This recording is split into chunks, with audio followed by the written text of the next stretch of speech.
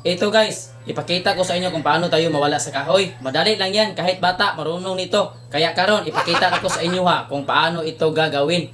Sa mga hindi pa alam, para sa inyo to. Sa mga may alam na dyan, pwede na kayo mag-skip para mga pi.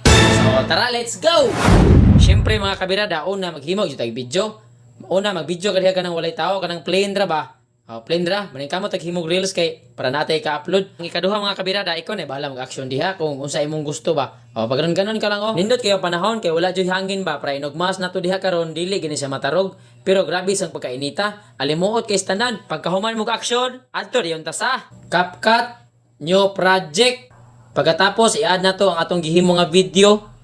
At dito mga kabirada, atong pangitaon diri ang aspect ratio 9:16 kay mao na ang sukod sa reels. I-check lang kung okay na. So pindutin ang video para maputi. Pangitaon na to dire ang tao kung asa ni siya nagsugod og action ba. Diha mag-split. Ayaw sa og delete.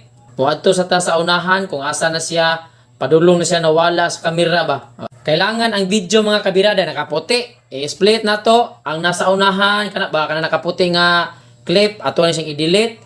Ang CapCut nga logo ato po na siyang i-delete kay kasapan jud ta nang mita. So mabalik ta sa unahan, balik ta sa unahan. Pinduta ang video para maputi. Ang itaon na to diha ang overlay. Ato na siyang ipaubos mga kabirada. Pagkatapos ang kana nakaputi, kaya nakaputi naman na siya, pangitaon na to dire ang mask. I-mask ra na nato pertir nang dalia. Ang pilion na to dire ang horizontal. Tanawa ha.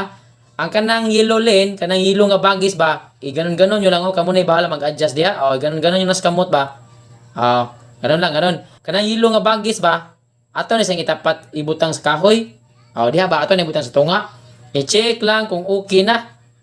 I-try natin kung okay na ba.